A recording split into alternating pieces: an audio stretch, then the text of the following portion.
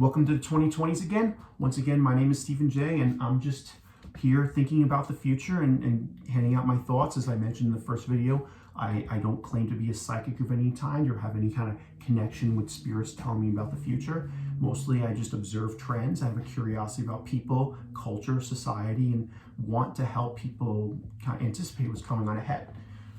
So in my previous video, I talked about the changes coming in 2020, or in many cases, the lack of changes. I don't see this as a year with a lot of breakthrough. However, the decade as a whole, I see as one where a lot's going to change. So here are my 12 predictions for the decade to come, 2020 through 2029. The first prediction is related to automation. I mentioned in my previous video that, we have changes going on in the workplace that we're, rethinking from things, and those trends will continue this year. Later in the decade, probably in the second half, we're going to have to deal with, say, artificial intelligence and the mass automation of larger segments of the American workforce. And this is going to actually be an uncomfortable day of reckoning for a lot of people whose jobs are ones that can easily be replaced by robots or significantly reduced by robots.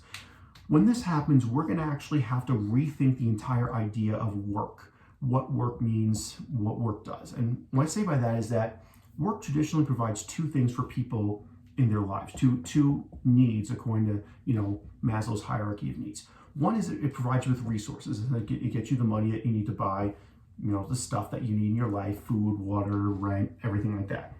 It also, for the luckier ones, provides fulfillment. So these are two needs that could theoretically be provided in other ways.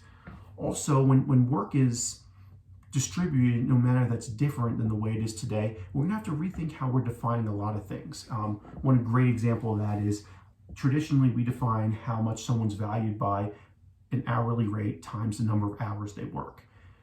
The jobs that come after this automation kind of takes away all those routine tasks are going to take us away from where our work value is related to the number of hours we worked. A lot of it's going to be more about ideas and creativity. And so therefore, a lot of that, same thing with kind of our traditional hierarchical corporate structure, are all going to have to be rethought during the course of this decade, most likely. The second prediction I have for this decade is at least one state or grouping of states within the United States of America will have a secession vote. After the 2016 election, there was a trending on Twitter for a while was a hashtag CalExit, which was essentially meaning that California was going to vote to secede from the United States of America based on the fact that, nearly 70% of the state voted against Donald Trump and he became the president, the Electoral College being kind of, weighting their votes less and everything like that. While I don't see it happening in 2020, even though I had mentioned before, I do see Donald Trump getting reelected, I see in some point, over the course of a decade with our kind of ups and downs of the political system, someone voting for secession. Now, having a secession vote, because I don't actually see the secession vote passing. I don't see that 50% plus one saying we're leaving the United States of America. But I see at least one state, most likely candidates are the aforementioned California, also Texas, probably Hawaii based on cultural differences, or maybe a combination of states, maybe a few states in New England or Washington, Oregon, being okay, we're going to vote to at least have a vote that we're openly talking about seceding from the United States. Number three, and this is more of a global prediction, number three is I see people coming up with solutions that synthesize the concerns of a lot of our current political divides. What I mean is that traditionally we have this divide between, I'll simplify it as saying capitalists and socialists, but more likely free marketeers and collectivists, where one side says, we need to preserve our freedom, we need to preserve our vitality and our ability to be innovative and drive, and the other side saying, look at corporations, they're greedy, they're doing that. Someone's going to come up with a solution that actually synthesizes both sides' set of concerns and actually develop something that addresses all of them and could possibly even make this one, as well as several more of our current divisive political issues, no longer issues and no longer something that needs to be talked about and fought over on Twitter or any other platform. And that'll be hopefully a good thing, although any solution, of course, once you solve one problem, the world of solutions is like whack-a-mole. Another problem that we're not even foreseeing will come up, and there'll be a new divisive issue about something completely unrelated to how we distribute resources. My fourth prediction is about our deteriorating health and mental health in this country. We all know, like in not just in America, a lot of the Western world, we have obesity rates going up. We have, suicide, kind of what I talked about before, the loneliness, suicide, and depression, and violence. And although I said in the year 2020, we weren't going to have any breakthroughs because people are thinking about the problem wrong, I do think at some point during this decade, and my instinct is telling me sometime toward the middle of the decade, someone will come up with a solution and actually start moving those needles. So if we're looking at kind of suicide rate and, looking at how and even like opioid deaths, like going like that, 2024, 2025, at some point, someone's going to come up with a solution that will actually start turning the tide back in the right direction. And so that will eventually be a form of good news. Prediction number 5 is this climate change thing is going to come back. It's not going away. I did say in 2020, we're going to have less severe weather events, and possibly 21, even 22 will have a reprieve. But later in the decade, and probably even by 22, 23, the climate's still changing, and there's, events are going to happen, and there's going to be big storms. And my prediction is that before the end of the decade, due to rising sea levels and increased storminess, at least one major city somewhere in the world is going to be either abandoned or relocated. And there is precedent for that because in 1900, there was a big hurricane that hit Galveston, Texas. And ever since that, Galveston has not been really the same major city as it once was. And most of the growth repopulated a little bit inland into a town called Houston. You're probably aware of, I think it's the 4th biggest city in the country. Number 6 is the gender pay gap. We are talking a lot about how, there's a pay gap, and I think the 79% or something like that. I don't know what the exact numbers are, and I know there's like multiple sides of this issue. Some people believe it's real, some people believe it's not, or related to other factors. I do see there being progress, but not the end of this gender pay gap over the course of the century. I see it narrowing, because I see a lot more women pursuing higher education, and a lot of millennial parents, especially, raising their kids to think about things in a much more equal manner. But of course, that's not uniform throughout culture. So I do see that pay gap still being there, just, maybe half of what it is today, which, some people really welcome that anyway. Number 7 is, given our divisive political climate and given how many people actually feel left out of where, say, the Republicans and the Democrats currently are, I actually see a third party emerging. I see a third party emerging.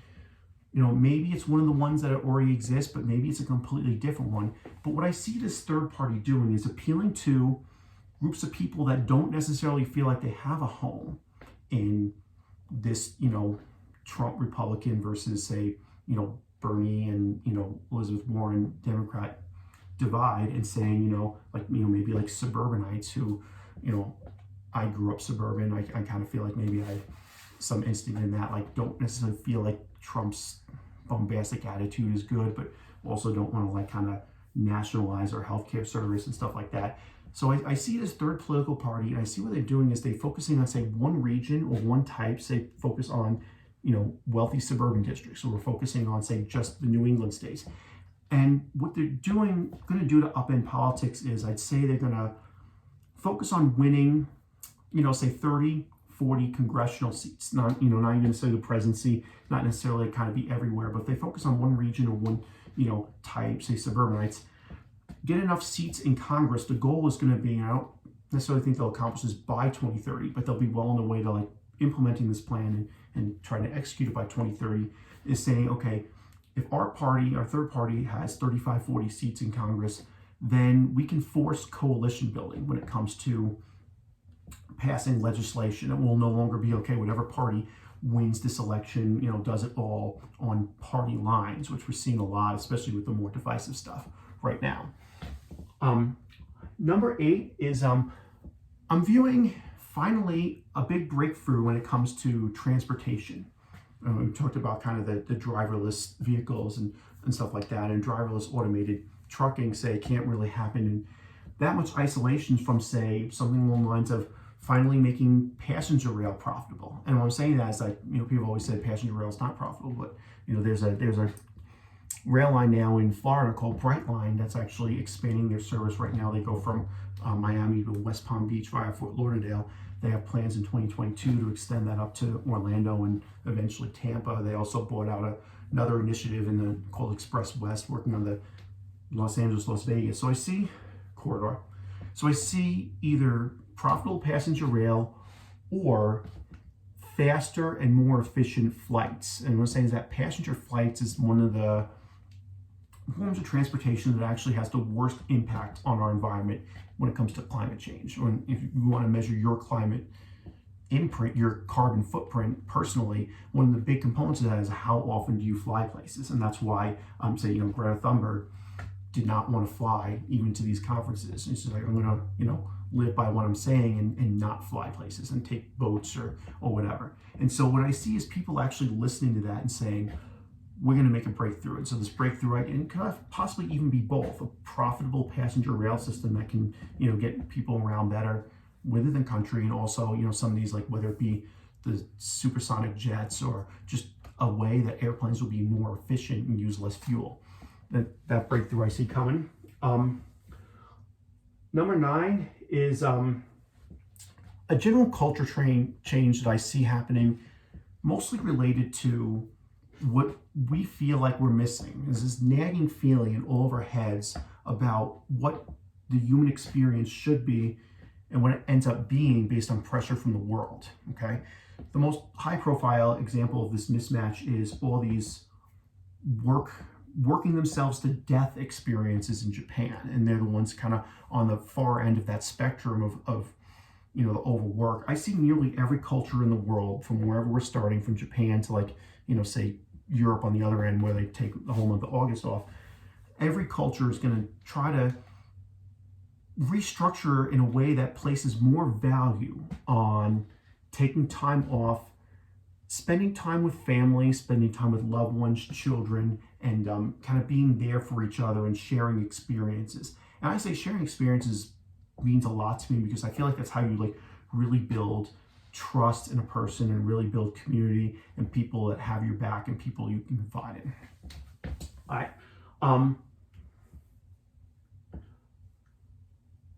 Number 10 is I had to read that. I wrote this out myself. Number 10 is actually the development of a new form of community that's not geographical based, but also maybe not necessarily internet based. Like the traditional community of the 20th century and any time before that has always been geography. It's been, okay, physically, where are you? Your community is you, your neighbors, whatever your neighborhood within your city is, or whatever your town is, if your town's small enough. Then, of course, we became mobile, we became connected online, and so now there's all these online related communities. I see more of this non-geographical based communities based on common interests or common goals and personality types and stuff that aren't necessarily internet based. Of course, of the internet based ones, Meetup was the one that comes close to it because Meetup, their goal is to get people together in person eventually. They use the internet as a means. I see something that may not even rely on the internet. Maybe it's just a text message group or an Evite or some other kind of alert with an app that doesn't even currently exist now, that brings people together to these community centers where people talk about specific topics or things they're trying to do. I see these actually happening now, but it's going to ramp up over the course of the decade. Last two. Number 11 is I do see a major breakthrough happening related to some kind of a disease or something related to longevity. And what I'm saying is that when people are always searching for those elusive cures for cancer, Alzheimer's, any of these other, heart disease, things like that.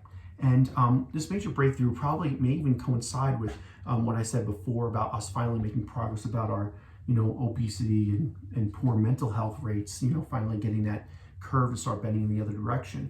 I see a longevity breakthrough that could actually expand life expectancy by a decade or two.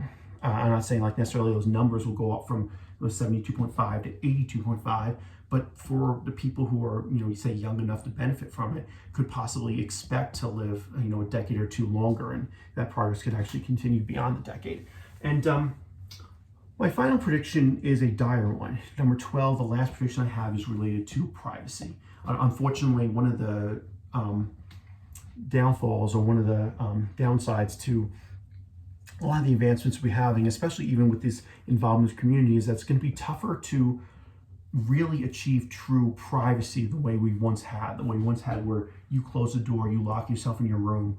You know, if we start living in a manner that places more emphasis on community, more emphasis on shared experiences, more emphasis on person to person, but also still have the internet connectivity that we all have on our computers and our phone, it's going to be a lot harder to hide anything. So, you know, I see the same way kind of throughout the 2010s, we had a lot of new information come out about people like Lance Armstrong, Bill Cosby, you know, Harvey Weinstein and all that stuff. I see a lot more of that happening, and I see so much of it emerging, so much of this like quote unquote bad behavior emerging, that by the end of the decade, by 2030, what we're going to be asking, the question we're going to be asking ourselves in light of all this information and this lost privacy is, what do we really care about? Of all these behaviors that traditionally we say, this is no good, you know, which ones are really worth our time and our collective reprimand of a person, and which ones just aren't as much? And that's going to be the question in 2030 that we're going to be asking about that. Anyway, that are my thoughts. Please let me know if you have other thoughts, and thank you very much.